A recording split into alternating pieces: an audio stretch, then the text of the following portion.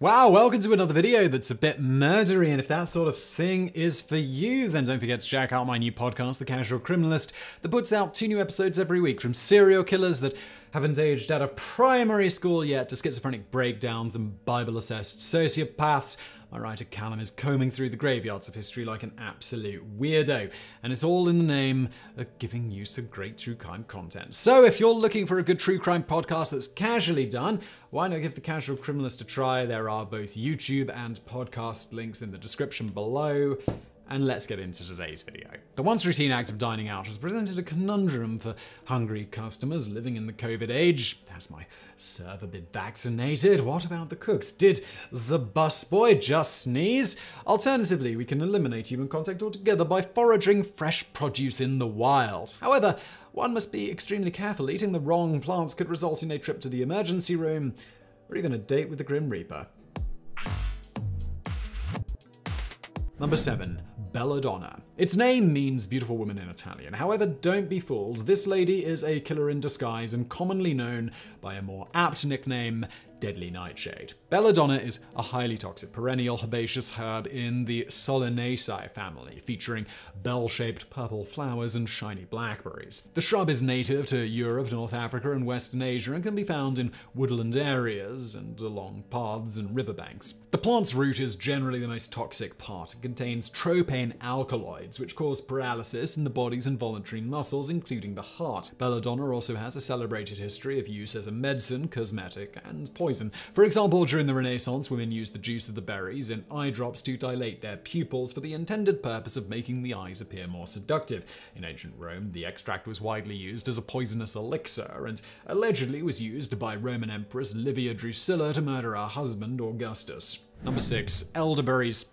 This seemingly innocuous tart fruit is loaded with vitamins and antioxidants and can be found in various products including jams, wines, and health remedies. Hippocrates, the father of medicine, called the elder tree his medicine chest. Nevertheless, consuming uncooked or unripe berries may leave you feeling much worse, causing severe diarrhea, seizures, and even death. The most common type of this deciduous shrub is the black elder. Reaching up to 30 feet tall, the tree is native to Europe, but is also widely grown in other regions of the world. In addition to producing the dark berries, the elder yields clusters of small white or cream-colored flowers known as elderflowers. Unfortunately, the seeds, stems, leaves, and roots of the black elder contain potentially fatal levels of cyanide-producing glycoside. In extreme cases, the poison prevents the cells in the body from using oxygen, causing the major organs of the victim to shut down. Number 5. Giant Hogweed. History Channel's hit reality TV show Alone features contestants surviving on their own in the wilderness for a shot at winning $500,000. Ostensibly, it's a challenge about starving the competition while trying to avoid being eaten by the even hungrier bears.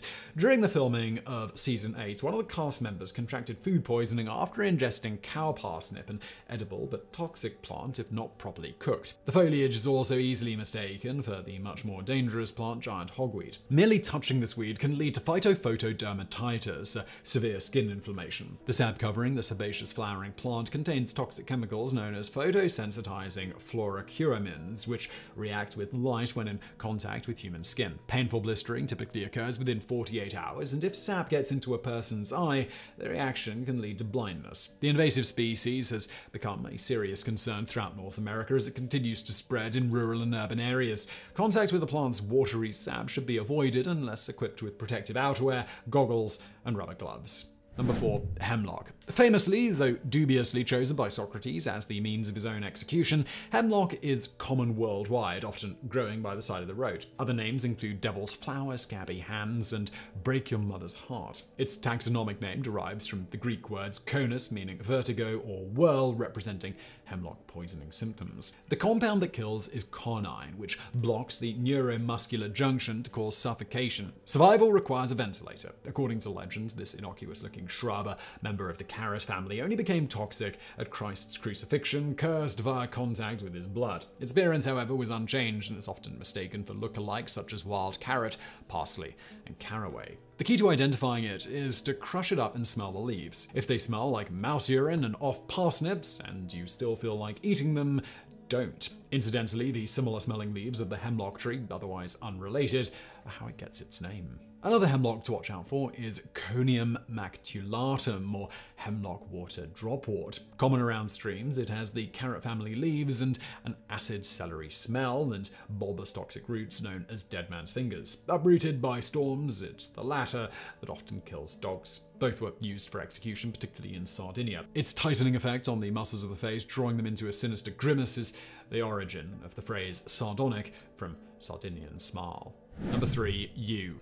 The yew tree has long been a symbol of death. The ancient Greeks associated it with Hades, the Furies, and Hecate, goddess of necromancy, witchcraft, and ghosts. For the ancient Druids, it symbolized immortality, which may be why it's so common in English churchyards, many of which were built on pagan sites. An old legend has it that the tree imbibed gases, or will-o'-wisps, from corpses underground to make poison. As a symbol of everlasting life and numinous power, yew is the wood of choice for magic wands and royal staffs, like the Rod of Office in the Highlands. Ironically though, even just handling it can be deadly, eventually. Medieval longbow makers were allegedly poisoned this way. Symptoms of poisoning include convulsions, difficulty breathing, and heart failure. When consumed, the poison takes effect so rapidly that animals killed by it often have the leaves half chewed in their mouths. That it can wipe out whole herds may be another reason it's common in graveyards, to keep it from hungry livestock. They know to avoid it. So why do people still eat it? Yewberry is tart, says its maker, the plant-based equivalent of fugu. While the leaves, bark, wood, and seeds are toxic, the berries, surprisingly,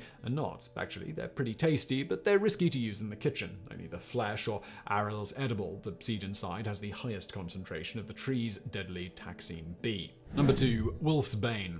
Despite the name, Wolfsbane kills indiscriminately. It was supposedly used to poison arrows to kill wolves, hence the taxonomic name aconitum, derived from the Greek word for dart. But the Anglo-Saxons just knew it as thung, like any other highly poisonous plant. Eating Wolfsbane causes numbness in the mouth, nausea, vomiting, a weak pulse, difficulty breathing, and a sense of things crawling on the skin. The poison at work is aconitine. Made by Hecate from the hell foam of Cerberus, it's best kept out of the kitchen. Even though easily mistaken for horseradish, it hardly needs the disguise. Asian communities wolf down the roots for their purported medicinal benefits. The president of Kyrgyzstan even recommended Wolfsbane as a cure for COVID-19, hospitalizing 4 of his voters. Historically, it was among the poisons most feared by the death-fearing Pope Clement VII. In 1524, he was approached by a surgeon with a general antidote to the poison, which he tested with aconitine. After feeding 2 prisoners Wolfsbane-laced marzipan cakes, he gave one prisoner the remedy, and it worked. The other he let die in agony. Deservedly, the paranoid pontiff was later killed off with deathcaps. Number 1.